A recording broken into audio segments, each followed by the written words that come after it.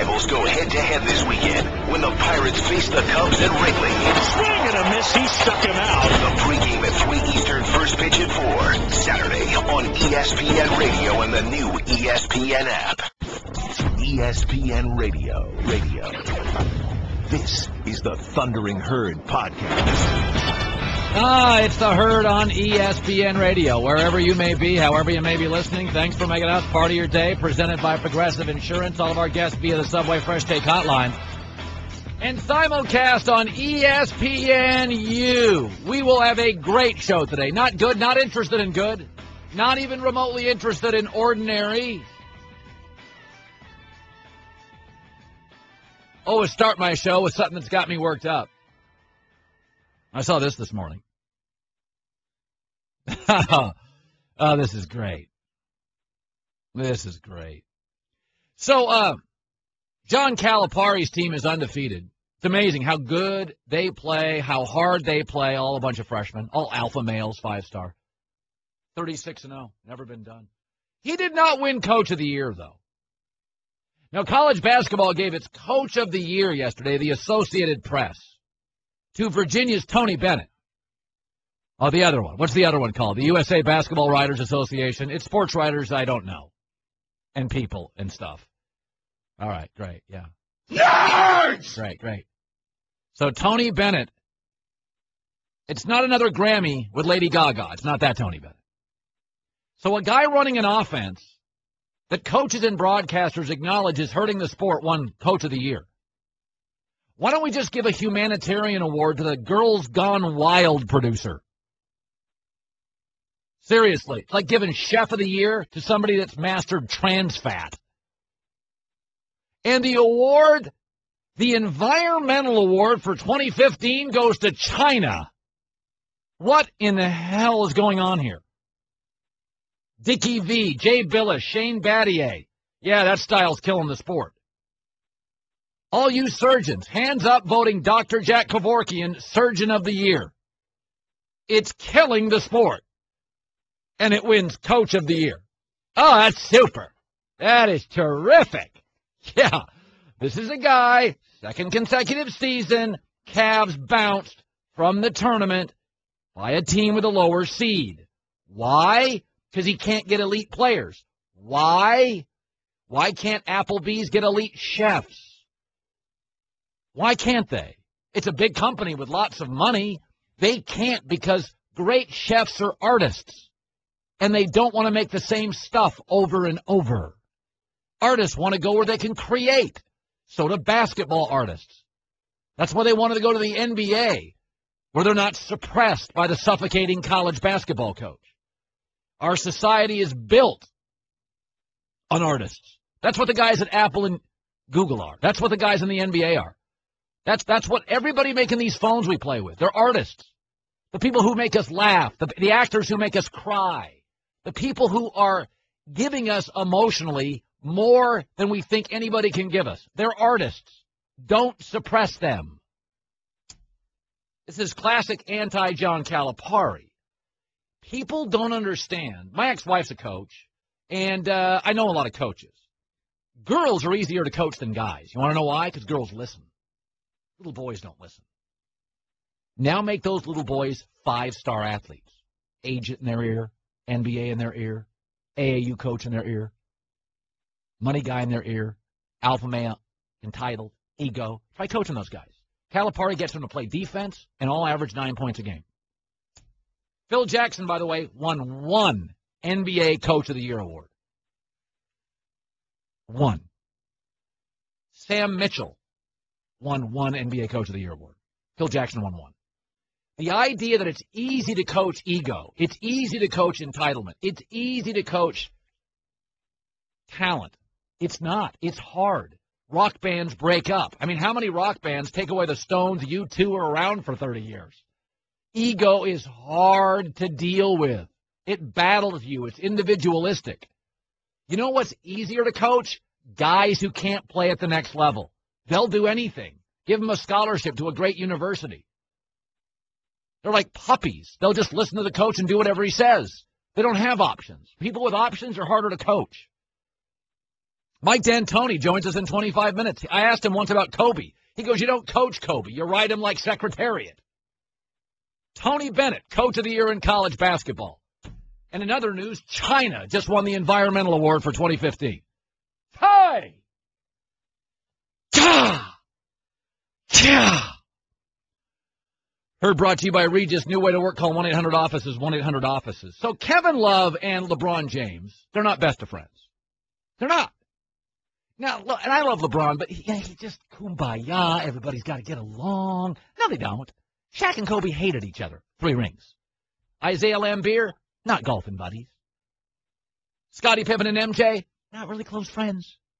Kevin Love talked on Mike and Mike about his friendship with LeBron. They don't really, it doesn't really click. We're not best friends. We're not hanging out every day, but, we see each other every day, whether at the practice facility, whether on the road, or, going to a game. So I think our relationship is also evolving. So is, I could say the same with, each and every coach, Coach Blatt, and each and every player on the team. But, that's part of the NBA. And I think, as I've said all along, as long as it's for the greater good, then it's fine. And, I'm sure that, he's going to have me in the next picture. We'll see. Yeah.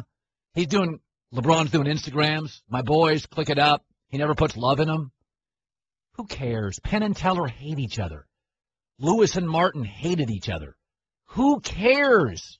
Step on the court, play, leave, throw stuff at each other. I don't care. Shaq Gasol, Shaq Kobe, MJ Pippen, Isaiah Lambeer, Stockton Malone. Didn't hang out. Stockton Malone didn't hang out. Lewis and Clark hated each other. They still traveled west. Sacagawea was like, guys, get along. Mountains, they're coming. Lewis is like, he's a schmuck. Clark is like, I don't trust him. Sacagawea made it happen over the passes. Who cares? I don't talk to 10 of my 12 neighbors. I have respect. I have respect for my neighbors. I don't pee on their lawn. I don't hang out with my team. But magic happens. This whole thing about we got to be boys. We got to be buddies. You don't have to be buddies at all. Have mutual respect, professional respect. I would argue if you're a manager, you shouldn't hang out with your top sales guys. You may have to cut them off and fire them. Pat Riley hasn't gotten along with all his GMs and his coaches. Phil Jackson and Pat Riley don't get along. They're both successful. That's okay. Alpha males. Kobe doesn't get along with a lot of guys. It's okay. He's got a lot of rings. MJ doesn't get along with a lot of guys. This whole thing where you got to get – I've never been into this team bonding corporate. Ugh. Just hire talented people if they want to go home and be by themselves. Stanzik's a complete loner. He watches Blue Jay games around the clock. I don't care. He's good when he shows up. I don't care. Don't pee on my lawn. I don't need you as a friend as my neighbor. Just don't get your 4x4 on my lawn and screw it up. I spent some time on it. Like Ben and Jerry are the only 2 guys that have ever gotten along that work together at the top of a corporate empire. I mean, other than that, nobody gets along. Yeah, they do. They probably smoke out a lot. It just eases things. They're like, dude, raw ice cream. I am hungry again. Dude, it's 9:45 in the morning. Ben, Jerry, pass it along. They're from Vermont. Everybody does it up there. Simon and Garfunkel. They didn't get along. By the way, the members of KISS, Paul Stanley, Simmons, they don't get along. Who cares? LeBron, Kevin Love, who cares? All right. I'm pretty much done with the show. I'm exhausted. Let's make beautiful music together. Yes. When you show up in front of that piano, make beautiful music together. That's the key to it. Then go your separate ways. People have their own lives, their own interests. Want more of the herd? The Thundering Herd Podcast. Hey, I'll be in Fort Myers tomorrow at JetBlue Park. They call it Fenway South at 10 in the morning. So I'm doing a remote tomorrow, and it'll be fun. Yeah, if you want to bring some of the books, I just finished my second one. But the first one I'll sign, and we'll sign stuff, pictures. Have fun. JetBlue Park, going to a baseball game. Fly into Fort Myers this afternoon, then chill in Naples for the weekend. It'll be fun, especially if you live in Connecticut. It'll be a lot of fun. I may make fun of your town, Syracuse, but believe me, I live in Hartford. It's, a day at the beach here. It's like a guy in Gary, Indiana, making fun of Yuma, Arizona. I mean, I know where I live. Please. All right. We have great guests. Mike, I generally don't, I don't spend a lot of time like promoting guests. This show is about us and our staff and our team. And Mike D'Antoni's on the show today. Steve Nash retired. Love D'Antoni. He may not be my all-time favorite NBA coach. I think he's a gentleman. I think he's a smart guy, and I think he thinks outside of the box, and I wish he'd go to college basketball. I'd like to see him in college basketball. Brian Windhorst will be a riot today. Adam Schefter at noon on the NFL owners' meetings. Oh, I heard this quote. Let me get going. I'll get to this Harbaugh thing in a minute because I don't want to do 2 segments in a row where I'm all worked up because I start sweating and then I'm exhausted by seriously, out west at 7:17. I can't be shot by 7:45. So I have to put that one on the back burner because there's an obligation to my audience to work harder than 30 minutes a day. And if I do the 2 things that drive me crazy in the same hour, I'm shot for the rest of the day. So I'm just going to push that one to the next hour because it'll get me all worked up. So I've been on this radio network for about 11 years, right? And one of the things I said, and I said it 11 years ago, and I firmly believe this, is that sports more than ever is becoming about real estate. And the only league that really gets this is the NFL. And that baseball, full of smart people, has given the NFL their postseason. Nobody watches baseball playoffs anymore. Even the World Series is going into the tank, unless the Yankees are in it. And it's all baseball's fault. It's not just because the NFL is popular. It's not just, there's a lot of popular things. But just because Microsoft is popular doesn't mean Apple can't thrive. The NBA thrives. College football thrives going head-to-head. They play on Saturday instead of Sunday. Baseball gives away August and September. Gives it away. Because they're so stubborn and so rigid, they can't scale back to 120 games. Where in the first 2 weeks of August, you have playoff races. The next 2 weeks, you have ALDS, NLDS. And then in early September to mid-September, you have the World Series. Because the NFL and college don't get going until about September 10th. Labor Day, not so much. But here's something I've been saying for my entire existence, from day 5 at this network on. The NFL manipulates you and I, manipulates networks, and has always seen themselves as a TV show and stealing months. There is no NFL offseason anymore, according to Kevin Clark of the Wall Street Journal. That's because the league has done the best job of attracting people and dollars in its offseason. September to February is the season, but mid-February to September is the offseason. In 2013, the popularity of the NFL dipped after the Super Bowl. Didn't come back for months, according to research.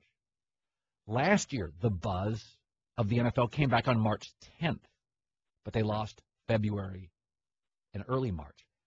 This year, according to the data, the general public started talking about the NFL. It ended on February 2nd, 3rd, 4th. They started talking again about the NFL on February 18th. We go 9 months without even thinking about baseball. NFL's now down to 9 days. Lucre on Trends, a polling company, asked all their respondents during the heart of last year's baseball season, which sport was the most interesting? Football won. In the middle of the baseball season, no football season. It's not an accident. According to the Wall Street Journal, it is the product of a handful of moves, some that seemed laughable at the time, to shoehorn events into months when the NFL was dead.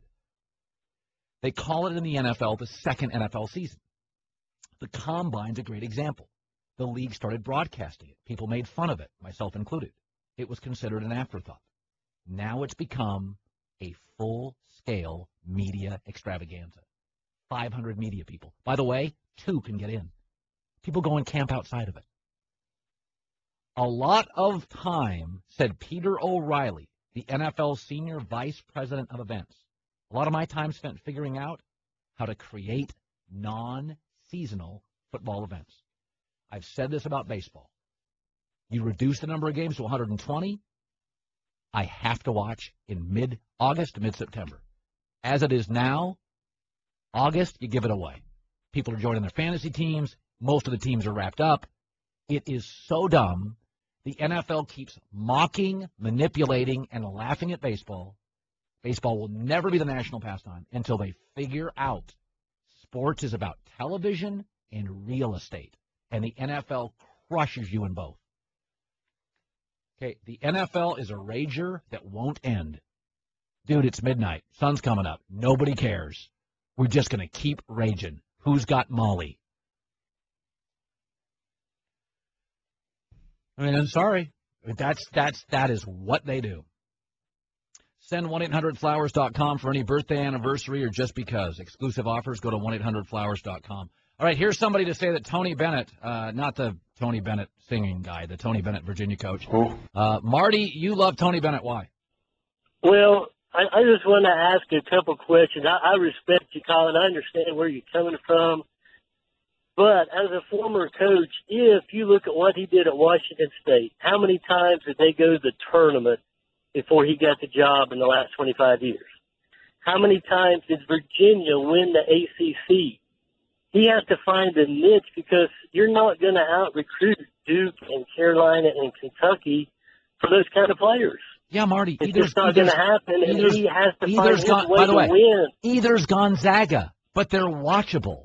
Nobody gets those players except Kentucky and Duke and Carolina and Kansas. Right. So, and the Zags don't go to the Final Four either.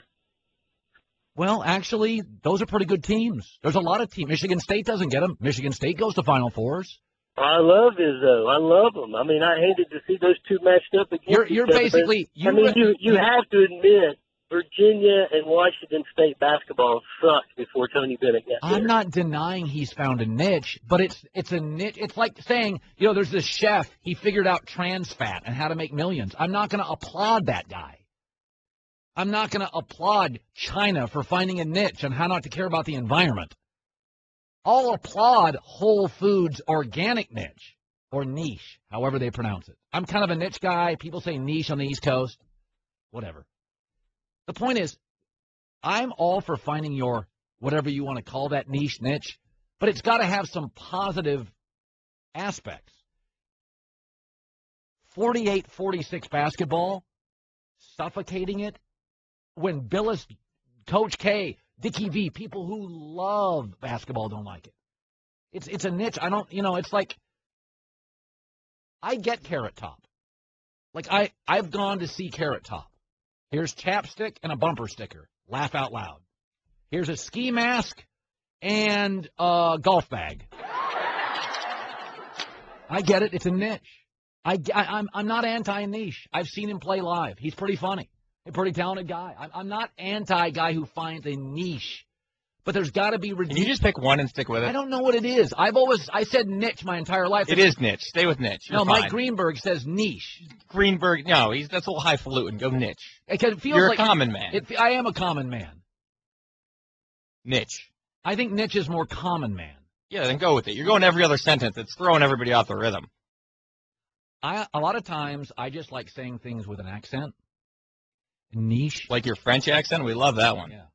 I don't know. It's just, we'll ask Mike D'Antoni. He lived in Italy. Is it niche or niche? He would know. D'Antoni would know. He's a really good guy. He's given us some of the best quotes ever. And Steve Nash retired, who I would argue after Magic. I wanted to talk to Steve Nash yesterday. I had an interview scheduled, but he was busy, and I sat in my car waiting to interview him for about 30 minutes, and it didn't work out. Steve Nash is an all-timer, man. Like, he is you forget, just give the last 2 years a rest. You can't judge Kobe on last year or this year. Steve Nash is an all-timer, and he's from Canada. I mean, seriously, that is amazing. That's like saying best quarterback ever from Vermont, Ottawa. You'd be like, what? He's like the second best point guard in the history of the league. From a hockey country. It's amazing, right? Short guy, injuries, not the most athletic. Mike D'Antoni next, The Herd. You're in the Herd, the Thundering Herd podcast. It's funny how you can get marginalized by the media, but when I think of Mike D'Antoni, I think of the Phoenix Suns, and I think it was, before Golden State, the most fun I've had watching an NBA team in 20 years. I mean, if I think of the most fun I've had watching an NBA team, not playoff game, just watching, it's the Magic Johnson Lakers, it's the Phoenix Suns with D'Antoni and Nash, and I think the Golden State Warriors rise to that, and I think that's how basketball should be played. But a lot of people will frame him in the Lakers situation, which nobody could have succeeded. Absolutely nobody could have succeeded. And nobody's going to succeed with that roster. And Mike D'Antoni joining us. Mike, how are you today? Good, Colin. How you doing? I'm doing great. Let's go back to the Phoenix years. Steve Nash is retired, and you guys can join in Phoenix, and he's from Dallas, and you're this guy that we know you as an Italian basketball star. We know you like offense, and all of a sudden you're working together. Give me the day, the moment, the drive to work, and you have Steve Nash, and you're thinking to yourself, "Wow, this is going to click. This guy is really special with what I believe offense to be." Well, I think the first 2 or 3 practices in training camp, we saw the ball flying around and going up and down and trying to push some of our concepts. At the time, we're kind of timid. And then as we kept seeing Steve, what he could do and what, Amari and what Sean and Joe Johnson and different guys were doing, we kept up in the ante a little bit. And it kind of clicked there. But I think the biggest moment is we were 31-4. Or close to it, and I walked into Brian Colangelo's office and just sat down, and we just looked at each other and we started laughing because we didn't know we were going to be this good, and we didn't know that it would explode out, the offense would explode like it did, and we were running people out of the gym, and it just like, wow, can you believe this? And it was just, just being with Steve and those guys it was heaven in the sense that I'm with you. I thought they played the right way. And they were a team. They were close, and it was fun. Every day in practice was fun. The NBA can be a grind, Mike, as you well know. It is a lot of games. It's a lot of travel, a lot of back-to-backs. At Steve Nash, they always say about Nash, well, he was small and he wasn't that athletic. I've always argued he's a lot more athletic than people think. What is a trait with Steve Nash? To me, after Magic, arguably the best point guard ever, what was he better at than the public thinks? Well, I think he was very athletic, sneaky athletic. His core, you couldn't tell it, but his core strength is off the charts. And he would get in the weight room, and the guys were telling me down there, the strength coach was saying, hey, look, he's as strong as anybody. And so there was a lot of things. He did that a lot of for his back. Otherwise, he couldn't have performed until he was 40 years old. But I think he's very athletic and driven. It's something that you don't see. All NBA players are driven to a certain extent, or they don't get there. But he was beyond competitive. He had a little side to him that he didn't like losing, and he didn't mind. You could tell he's a little edgy, but at the same time, a great teammate, great competitor, prepared himself. And what I like most about him is that he prepared so much and so ready to play that if he screwed a game up or if things didn't go right or if the team just didn't perform, he could say, all right, we gave everything we got, let's go to the next one. And it was always the next play, next game, next season. He always went forward. It was great. You have a relationship with LeBron as well. It's funny, you just said something. You said he had a chip on his shoulder. There was something there about Nash that he wanted to be great. And Did you see Nash and LeBron? Like, what did you see in LeBron that was different? Not just obviously he's 6'9" and can be a point guard. I mean, he's like Magic. Obviously, physically, he's an aberration. What is it about LeBron's personality that you saw that I don't see? Energy, how he was.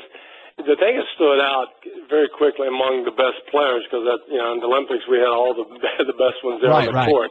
He was the guy in practice that was bouncing off the walls. He was the one, in the early morning practice or the second of two or just, one of those days the guys are just having a hard time in the summertime practicing. He would start it was a fun practice in the sense that he knew how to laugh and knew how to get on guys and push them until the 2 hours was over, but not get silly. Some guys get silly on practice. Then it turns into a bad practice. But he was able to get the levity up, make it enjoyable, and just work his rear off while other guys were kind of just going through the motions. And I think that stood out. And like you said, at 6'9", 260, and having that energy and having the vision that he has on the court, he makes the game a lot easier for everybody. I say this, Mike D'Antoni joining us, Knicks, Lakers, Suns. None of us do it on an island, Mike. I need ESPN or some big company that's got a big stick. I just can't scream into a closet and have listeners. You coaches, Jim Harbaugh, he needs a good athletic director and a good school at Michigan to succeed to some level. When you went to the Knicks and you went to the Lakers, I could make an argument now they're dysfunctional. Knicks certainly. I mean, I'm not trying to take shots. I mean, it just the record proves the Knicks are dysfunctional. The Lakers have their issue. When you were in those jobs, obviously you took those jobs with a great deal of promise and hope, but nobody could have won at either spot. Are there moments as a coach? Do you see it when you take the job? When with both did you know I may not be able to win here? It just doesn't work. Well, I had a great relationship with the front office in both jobs, and things, there's so many factors. It's hard to get right into it because things just didn't work out. And with the Lakers, and for example, they had Chris Paul here, they had Dwight Howard here, they had it going. When that got kind of turned back, that trade, it set them back. It set them way back. Yep. And now you start grasping a little bit because, here especially, only a championship is good enough. And I think New York's a little bit the same way. Only a championship is good enough. When you start with that premise, you can make some mistakes. You can make some mistakes that set you back years. I think the L.A. thing, the biggest thing was that trade went backwards. Yep. And it not only, there was a lot of ripple effect. A lot of people's feelings were hurt because they were traded. They didn't want to be here after that. I mean, there was a lot of stuff that really a big fallout. And I don't feel sorry for them. They got 16 championships. They'll get over it. But, it's really not fair sometimes. Yeah. It's funny. I was going to get into this rant later that, I hear a lot of people, the NBA's no good. It's not as good as it used to be. But I tell people, if you go back to the Eastern Conference Finals in '94 with the Knicks and Pacers, in some of those games, there were 73 free throws, 63, 60. Right. They were awful. It was just mugging each other. I like the fluidity of your offense. I like the fluidity of the NBA and Golden State. I don't buy the league's awful now. How do you see it from a basketball sense, the pro league? Oh, I'm with you 100%. I think that it's exciting times. I think with a lot of the way that the coaches are playing now, from Steve Kerr to Budenholzer to Rick Carlisle, all these guys are now spreading the floor. Yep. They're running, and they're not now, but they have been for a little bit. But to turn on a New Orleans, turn on a Golden State game, and watch Atlanta play or Golden State or the Clippers or watch Oklahoma City with Westbrook, what he's doing, I get excited. And I know I'm biased, but I get excited. And I think the next, I think it's going to trickle down. It'll eventually get to college where it'll start booming up like that. The ball is flying around, and it looks good. And it's going to take a while for people's perceptions to change. I mean, everybody says, they're not doing this, they're not doing that. Oh, yeah, they are. They're playing great defense. They're running up and down. You're seeing the best athletes in the world with an open court. And it's exciting. And now I think legitimately you got 30 teams that if they can get their little pieces here and there, they'll all have a chance to win a championship. And I think that's what the collective bargaining tried to do, and I think to a certain extent has. And I think analytics has now shown that, it can be done. It's just not the best players, but it's the best basketball players, not the greatest athletes. Yeah, Memphis is a team that's not very sexy, but Memphis is, analytically speaking, a very smart team, and Memphis has a shot to win it. Surprisingly, Vegas has them it doesn't even consider Memphis a title team. I think they're nuts. Mike D'Antoni, former NBA coach. Absolute pleasure talking to you, Mike. Thanks, Colin. Thank you. Have a good. Thank you. Yeah, I mean, he likes fast basketball and gets labeled for it. That Phoenix Suns team is one of the best teams I've ever watched. The Showtime Lakers were unbelievable. Every night was a party. That's the best team I've ever watched. The Bulls were great. They weren't always a great watch. They weren't. They were tough and they were physical. They get in your face. If you were in Chicago, you loved them. The Showtime Lakers every night was wild. Wild. The Celtics were great. The Pistons were great. They weren't always fun to watch.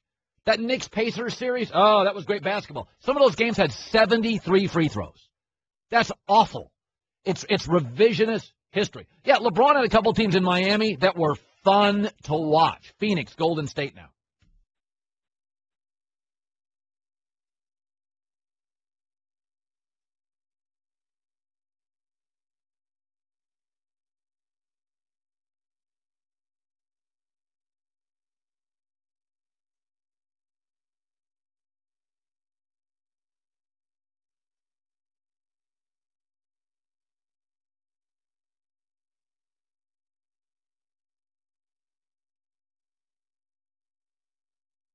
Geico presents Strange Savings Stories. Astronomers detected an interstellar transmission. It stated, Geico, 15 minutes could save you 15% or more. The implications were staggering. Was the cosmos telling us we could all save hundreds on car insurance with Geico? Or did their radar merely pick up a signal from the nearby Rufus and Clyde's morning show? We may never know. Geico. 15 minutes could save you 15% or more on car insurance. The new Subway Simple 6 menus, 6 subs, meals, $6 every day. Subway, eat fresh. He's my buddy Brian Windhorst. Here we go. We're gonna play a game here. And the game, it's called Let's Keep It Real with Brian Windhorst. That is a game I like. I'm all about keeping it real. So am I. You know, you and I are both very street. And so I think I am not street. I try to keep it real. You may be street. I am not street. I'm from the rough West Akron neighborhood. Here we go. Portland Trail Blazers. Can they win the championship? No. Let's keep it real. Why not? LaMarcus Aldridge can't use 2 fingers on his left hand. He can't use his thumb, and now he's hurt his finger. They lost Wes Matthews. They've been banged up all year. They were one of the healthiest teams in the league last year. They've been one of the most banged up in the West this year. I'm sorry. I love their home court, but they're fading at the end of the season, and I just don't think they can win 3 series. Brian Windhorst, let's keep it real. Anybody can win the West. Let's keep it real. No way. I think there's 3 teams that can win the West right now. Obviously, Golden State, yes. number 1 offensive defense. Obviously, Memphis. I love Memphis. In Vegas, I haven't seen the latest odds, but I within the last couple of weeks, they were 12-1 in some places. Insane. I don't think you can make a better bet. I'm not guaranteeing they're going to win. I'm just saying odds-wise, I don't think you can make a better bet. They're viable. Absolutely. And San Antonio Spurs. Those 3 teams, I think, can win the West. If you'd have talked to me about this 6 weeks ago, I would have told you how 7 or 8 teams have a chance. Dallas is a mess since Dallas hasn't been the same. Clippers don't play any defense. I mean, you could build a case for the Clippers and the Rockets. How many series have they won through the years? The Rockets have nobody on this team hasn't won a series. How about the Clippers? The Clippers have won, I think, 1 with this group. So you think you're going to go from 1 playoff series win to the title? It doesn't work that way. I mean, like I said, people were going to drop their gloves on this and want to engage me, and I agree. You can construct a case for the Clippers and the Rockets. I just don't think they're going to do it. And the Thunder, yeah, if Kevin Durant was 100% and Ibaka was 100%, but they haven't been 100% all year. So how am I to assume that all of a sudden the next 3 weeks they're going to be 100%? So I think even though we talk about how great the West is going to be, I think it's a 3-team race. All right, one more question, and Brian Windhorst joins us for Let's Keep It Real. Yes. LeBron James, he's starting to – there's something going on in the last week or 2. He's put on his playoff hat. Let's keep it real. Absolutely. If you watch the game they played on Sunday, it was in Milwaukee. It was an afternoon game. They were down. I mean, who cares? NCAA tournament's going on. Nobody's paying attention. They're down like 12 points. LeBron, there's a huddle. LeBron gets in that huddle and says, listen here, and then says a whole bunch of stuff that I can't say on the radio.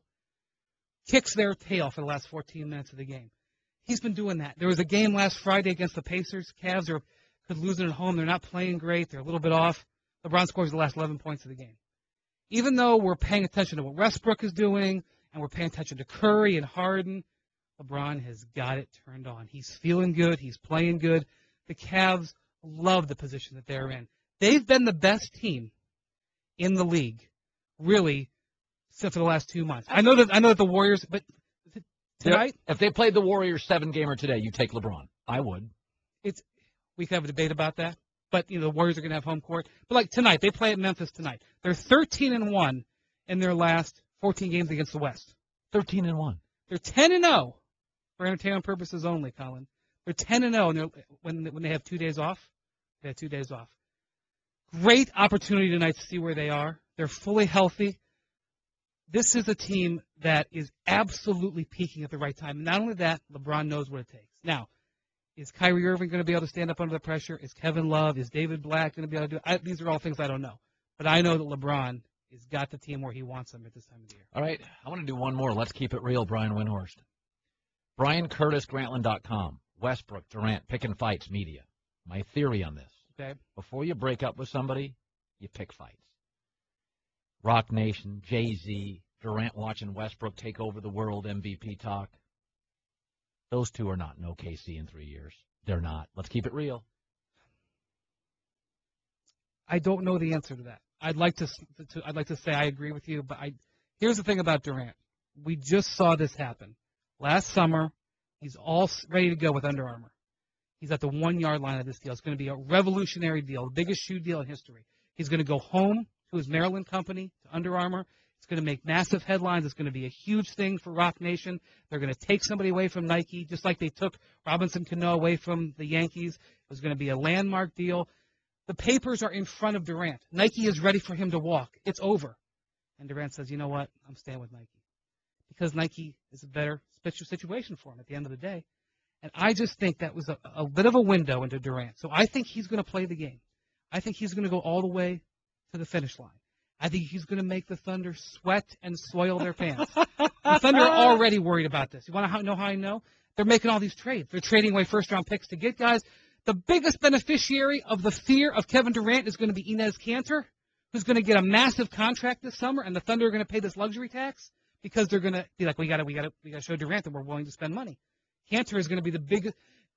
I got to get on the Enes Kanter bandwagon right now. I should be his agent right now because this guy is going to get paid, not only because of what he's doing, because they have fear of losing Durant. The fear is real. The threat is real. You know, I agree with you, the whole Westbrook thing. I think Westbrook's probably enjoying himself more than any time in his career right now playing without Durant. He loves it. You can see in his game how much he loves it.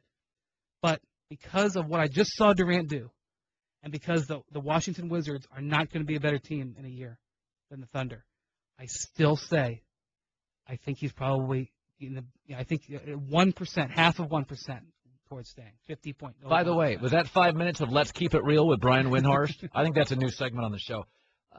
By the way, you dropped an interesting little note earlier to my producer, Vince, that Derrick Rose won an MVP. But it could be historic. Why is that? We were just talking about this because Steve Nash retired, and he's going to get in the Hall of Fame. Shaq will be in the Hall of Fame here pretty soon. Kobe will be in the Hall of Fame. Every player who's ever won an MVP award, every single one has gone to the Hall of Fame. And I think, don't hold me to this, I didn't do the research, but I think all but maybe 2 or 3 NBA Finals MVPs. So if you win an MVP award, it generally is your ticket to Springfield. Except? But Derrick Rose, we were talking not about. A Hall of Fame. Well, not right now, but his career's not over. Come on, he's been hurt 3 times. No. Right? If he didn't play again, he wouldn't be in the Hall of Fame. If LeBron didn't play again, he would be in the Hall of Fame. Okay? If Kobe doesn't play again, he's in the Hall of Fame. Derrick has a ways to go. I think I don't want to make it a commentary on what I think the rest of his career is. I just think I want to make it a commentary on how crazy what's happened to him is. That he was an MVP in his early 20s, set up for what was going to be a Hall of Fame career. Everybody would have agreed, and it's been totally derailed. And now you wonder, will his career recover to the point where he won't be the first Hall of Famer? 1 minute left. Kevin Love, LeBron James. I don't think they need to be friends. They probably never will be. Is it an issue? Not at all. I wish they had more chemistry on the basketball court, but I honestly don't care whether they're friends off the court or not. LeBron would prefer to be friends. Kevin Love, I don't think cares. He's a loner. I do think there's a passive-aggressive action going on between these two guys. No fitting question. In, fitting out. Instagram, Russell's click up. Totally passive-aggressive. I mean, it is grade A1A passive-aggressive behavior. But honestly, all it really matters to me is in Game 6 of a playoff series on the road, and they come and run a pick and roll, does LeBron trust Kevin Love to throw him the ball? That's it. I don't think he's there yet. Right now, I know this will sound crazy, LeBron trusts James Jones more than he trusts Kevin Love. But that can change. Kevin Love hits 2 or 3 big shots in the playoffs, which he is absolutely equipped to do. I think it changes. I'm glad we have an authentic relationship. Is that what we have? Not passive-aggressive. No, you are not passive-aggressive. I'm not. No, you are just aggressive. There's no passive in you. Good seeing you, buddy. All right, have a good week.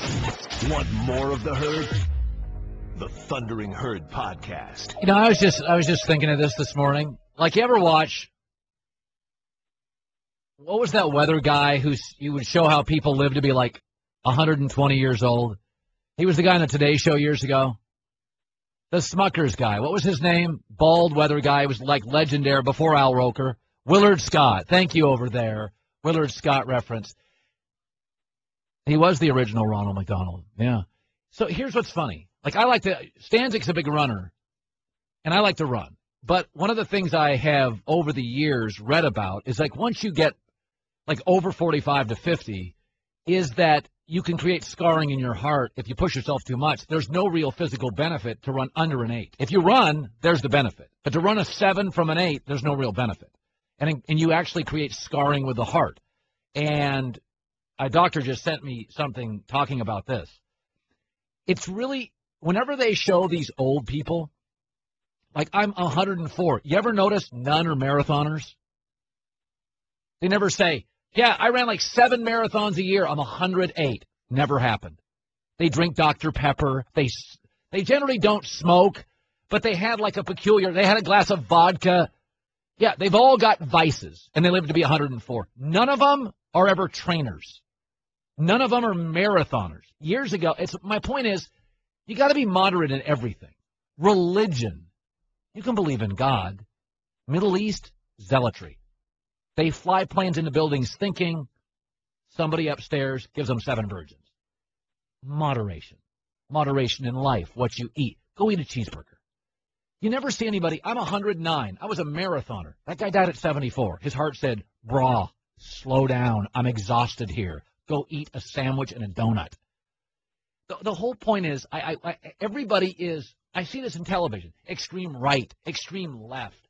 The middle's the healthiest way to live. Politically, don't get off into the right. Don't get off into the left. Physically, don't run.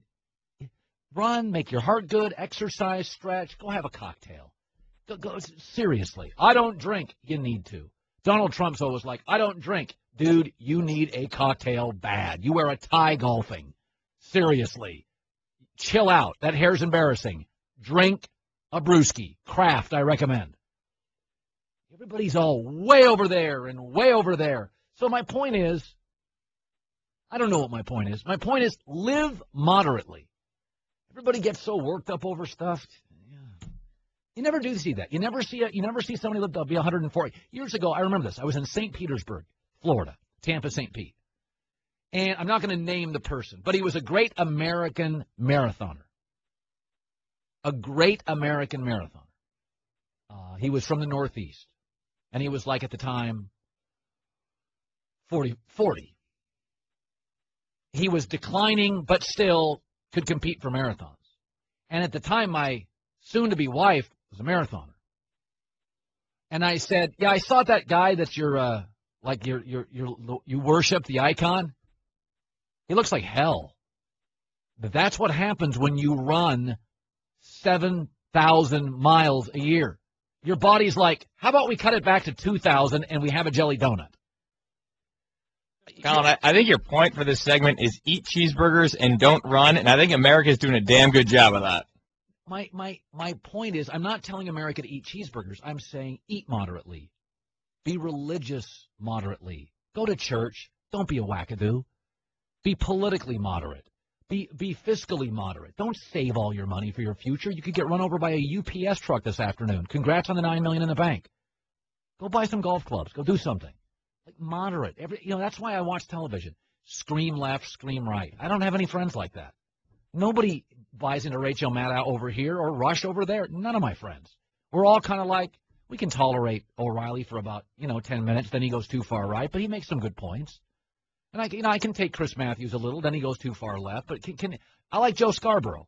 Scarborough is a conservative on Morning Joe. He's a conservative on a liberal network.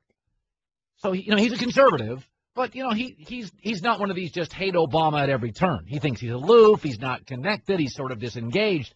But I feel like I get some straight shooter out of it. He's a conservative, but he can be reasonable on issues leaning left.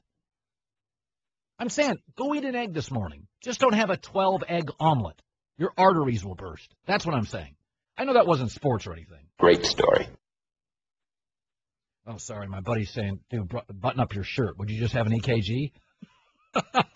I'm sorry. My buddy Pat Boyle in Chicago. Sorry, Pat. I forgot. Send 1-800-Flowers.com. Any birthdays, anniversaries, just because exclusive offers, go to 1-800-Flowers.com/ESPN. Do it today. All right, Schefter's coming up. Schefter is coming up. How about this? Everybody see what the Redskins did? How transparent was that? Did everybody see what the Redskins did yesterday? Oh, brother.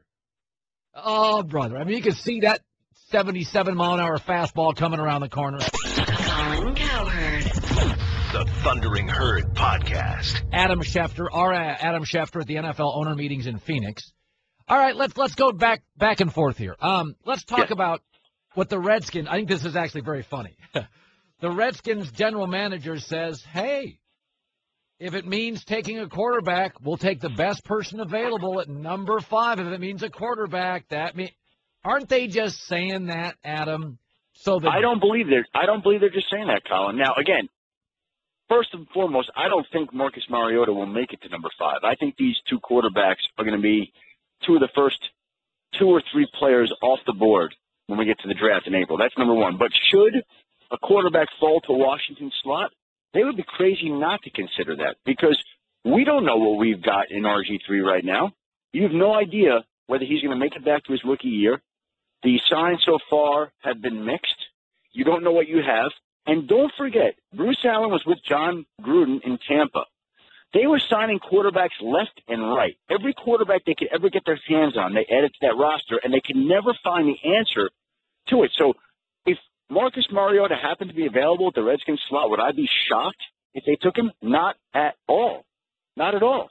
Now, how about the talk about Phillip Rivers on the open market? You don't have to be the best, but if you have leverage and you're available and there's need and scarcity, we've got a scarcity of elite quarterbacks.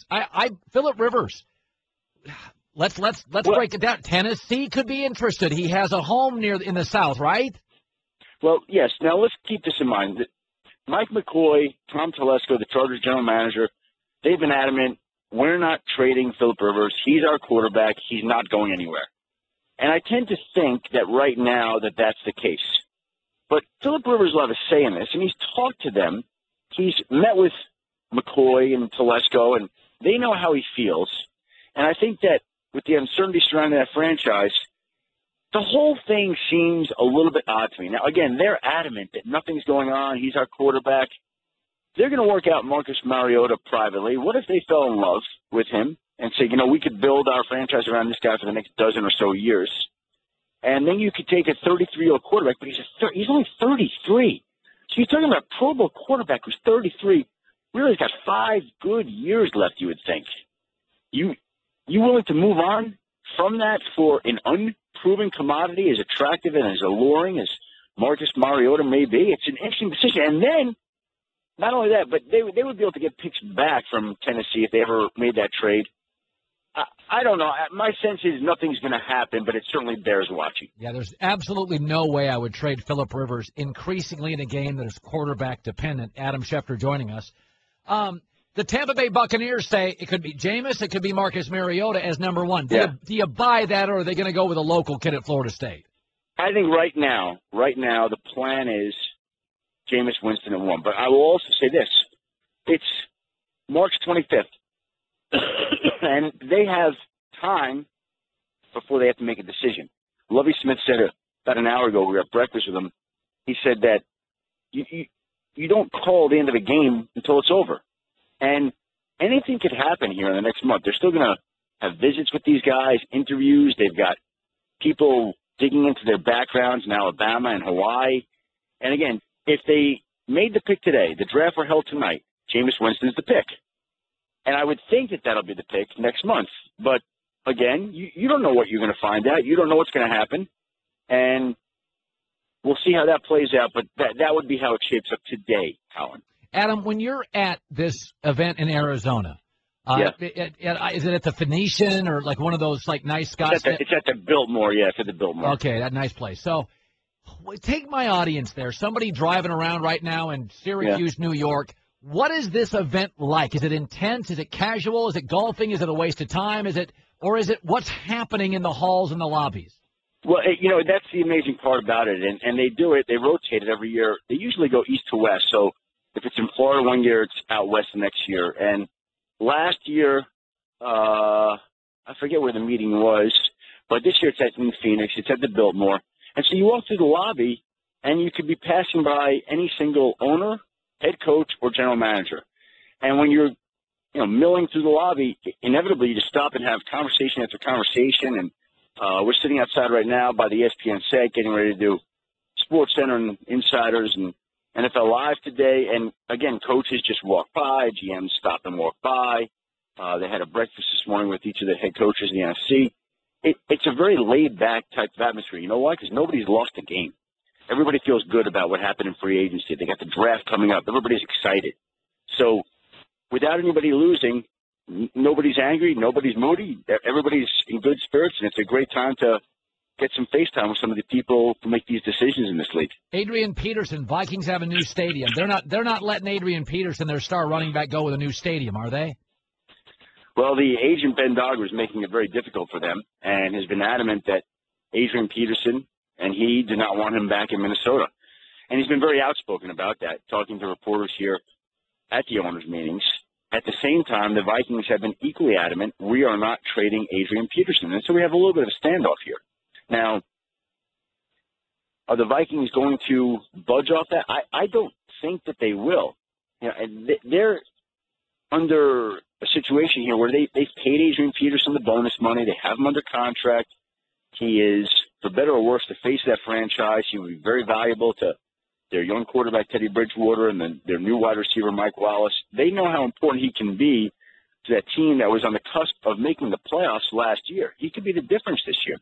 They're not ready to give up on that, but they have to somehow satisfy both Adrian Peterson and his agent, and to date, that has not happened, and they've been very difficult here, and they seem very set in their ways about trying to get Adrian Peterson out of Minnesota right now. By the way, you were at the coach's breakfast. Who housed the most waffles this morning? Well, Chip Kelly housed the most reporters. Like, his table was surrounded by reporters. Like, you could barely hear anything that was being said. Who's that? It's always interesting. It's always interesting to see which coach draws the biggest crowd, and this year certainly it was Chip Kelly. Well, he's interesting. He's interesting, and they've made the most interesting moves. Yeah. They've been a team that has really shaken things up this offseason. There aren't many teams that have traded away LaShawn McCoy, signed the NFL's leading rusher, let their leading receiver walk in free agency, traded their starting quarterback for another starting quarterback. I mean, you know, they've moved and shaped, and people want to hear what he had to say. Don't forget, coaches, by and large, are really not available to the media throughout the course of the offseason. They're available at the owners' meetings. They're available at the draft. So this is the first time that Chip Kelly has talked about many of the moves that he's directed that the Eagles have made here in the past couple of weeks. Good talking to you, Schefty. Anytime, Colin. Have a great Wednesday. Check out The Herd with Colin Cowherd weekdays from 10 a.m. to 1 p.m. Eastern on ESPN Radio, ESPNradio.com, and on ESPNU. The Thundering Herd Podcast.